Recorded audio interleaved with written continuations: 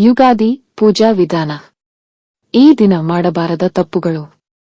ಯುಗಾದಿನ ಹಿಂದೂ ಹೊಸ ವರ್ಷ ರಾಜ್ಯದಲ್ಲಿ ಸಂತೋಷದಿಂದ ಆಯೋಜಿಸಲಾಗಿದೆ. ಈ ವರ್ಷ ಯುಗಾದಿ ಹಬ್ಬ ಮಾರ್ಚ್ 30ರಂದು ಬಂದಿದೆ. ಯುಗಾದಿ ಹಬ್ಬದ ವಿಶೇಷತೆ ಏನು? ಈ ದಿನ ಯುಗಾದಿ ದಿನ ಪೂಜೆ ಮಾಡುವುದು ಹೇಗೆ? ಕ್ರೋಧಿ ನಾಮ ಸಂವತ್ಸರವು ಯುಗಾದಿ ದಿನದಿಂದ ಪ್ರಾರಂಭವಾಗುವ ನಿಯಮಗಳೇನು ಎಂಬುದನ್ನು ಈ ವಿಡಿಯೋದಲ್ಲಿ ತಿಳಿಯೋಣ. ಹಿಂದೂ ಪುರಾಣಗಳ ಪ್ರಕಾರ ಬ್ರಹ್ಮದೇವರು ಯುಗಾದಿ ಹಬ್ಬದ ದಿನದಂದು ಬ್ರಹ್ಮಾಂಡವನ್ನು ಸೃಷ್ಟಿಸಿದನೆಂದು ನಂಬಲಾಗಿದೆ ಮತ್ತು ಹೊಸ ವರ್ಷವು ಈ ದಿನದಿಂದ ಪ್ರಾರಂಭವಾಗುತ್ತದೆ.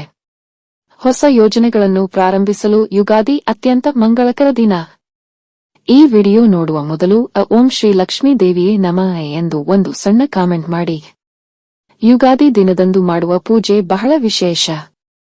ಈ ದಿನ ಮನೆಯಲ್ಲಿ ಯಾರು ಪೂಜೆ ಮಾಡುತ್ತಾರೋ ಅವರಿಗೆ ಲಕ್ಷ್ಮೀ ಕಟಾಕ್ಷ ಸಿಗುತ್ತದೆ.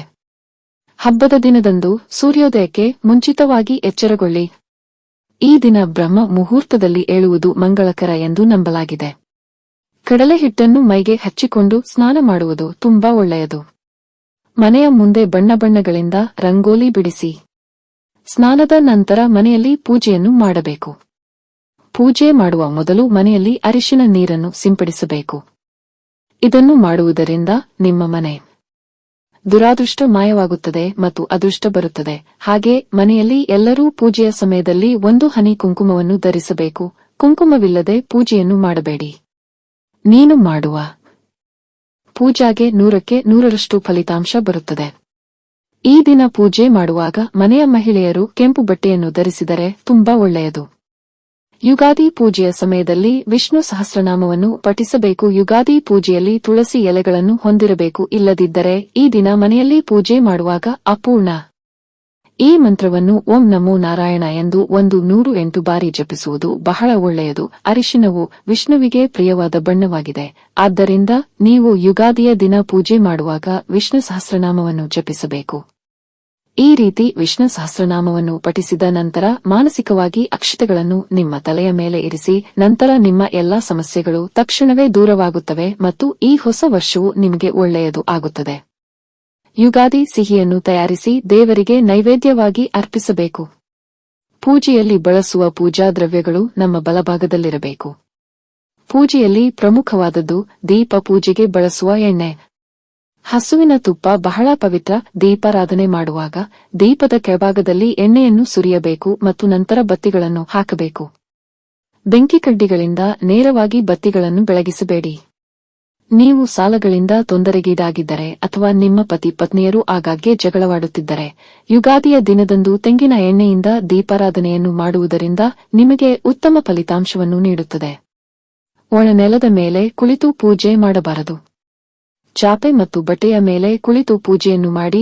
ವಿಷ್ಣುವು ರಾವಿ ಮರದಲ್ಲಿ ನೆಲೆಸಿದ್ದಾನೆ ಎಂದು ಹಿಂದೂಗಳು ನಂಬುತ್ತಾರೆ. ಅದನ್ನು ಯುಗಾದಿಯಂದು ಪೂಜಾ ಕೋಣೆಯಲ್ಲಿ ದೇವರ ಮುಂದೆ ರಾವಿ ಎಲೆಗಳನ್ನು ಇಡಬೇಕು. ಪೂಜೆ ಮುಗಿದ ನಂತರ ಆ ರವಿ ಎಲೆಯನ್ನು ನಿಮ್ಮ ಪರ್ಸ್ನಲ್ಲಿ ಇರಿಸಿ ಅಥವಾ ಬಿರುವಿನಲ್ಲಿ. ಹೀಗೆ ಮಾಡುವುದರಿಂದ ವಿಷ್ಣುವಿನ ಕೃಪೆಯಿಂದ ನಿಮ್ಮ ಎಲ್ಲಾ ಹಣದ ಸಮಸ್ಯೆಗಳು ತಕ್ಷಣವೇ ನಿವಾರಣೆಯಾಗುತ್ತವೆ. ಪೂಜೆಯ ನಂತರ ದೇವರಿಗೆ ನಮಸ್ಕರಿಸಿ ನಿಮ್ಮ ಇಷ್ಟಾರ್ಥವನ್ನು ಹಾರೈಸಿ ಗಂಟೆಯನ್ನು ಬಾರಿಸಿದರೆ ನಿಮ್ಮ ಇಷ್ಟಾರ್ಥವು ದೇವರ ಪಾದ ತಲುಪುತ್ತದೆ ಎಂದು ಶಾಸ್ತ್ರ ಹೇಳುತ್ತದೆ. ಹಾಗೆಯೇ ಗಾಜಿನ ಲೋಟದಲ್ಲಿ ನೀರು ತುಂಬಿಸಿ ಅದರಲ್ಲಿ ನಿಂಬೆಹಣ್ಣನ್ನು ಹಾಕಿ ನಿಮ್ಮ ಮನೆಯ ಈಶಾನ್ಯ ಮೂಲೆಯಲ್ಲಿ ಇಡಿ. ಹೀಗೆ ಮಾಡಿದರೆ 3 ದೇವರ ಆಶೀರ್ವಾದ ನಿಮ್ಮದಾಗುತ್ತದೆ. ಆದರೆ ಯುಗಾದಿಯಂದು ಕೆಲವು ಕೆಲಸಗಳನ್ನು ತಪ್ಪಾಗಿಯೂ ಮಾಡಬಾರದು ಎಂದು ವಿದ್ವಾಂಸರು ಹೇಳುತ್ತಾರೆ. ಈ ದಿನ ನಾವು ಮಾಡುವ ಕಾರ್ಯವನ್ನು ಅವಲಂಬಿಸಿ ನಮ್ಮ ಜಾತಕವು ಬದಲಾಗುತ್ತದೆ. ಆದರೆ ಯುಗಾದಿ ದಿನ ತಡವಾಗಿ ಏಳುವುದು ಒಳ್ಳೆಯದಲ್ಲ. ಅಲ್ಲದೆ ಈ ದಿನ ಮಾಂಸ ಮತ್ತು ಮದ್ಯವನ್ನು ತೆಗೆದುಕೊಳ್ಳಬೇಡಿ.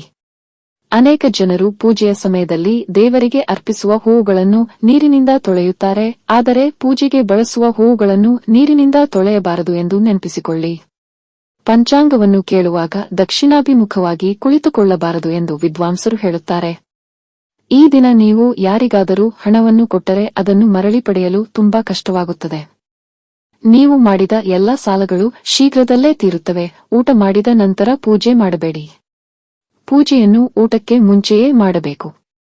ಈ ವಿಡಿಯೋ ನಿಮಗೆ ಇಷ್ಟವಾದಲ್ಲಿ ಲೈಕ್ ಮಾಡಿ ಮತ್ತು ನಿಮ್ಮ ಸ್ನೇಹಿತರ ಜೊತೆ ಶೇರ್ ಮಾಡಿ. ಹಾಗೆಯೇ ನಮ್ಮ ಹೊಸ ವಿಡಿಯೋಗಳನ್ನು ನೀವು ತಕ್ಷಣ ಪಡೆಯಬೇಕೆಂದಿದ್ದರೆ ಚಂದಾದಾರರಾಗಿ ನಮ್ಮ ಚಾನೆಲ್ ಪಕ್ಕದಲ್ಲಿರುವ ಬೆಲ್ ಐಕಾನ್ ಒತ್ತಿರಿ. ಧನ್ಯವಾದಗಳು.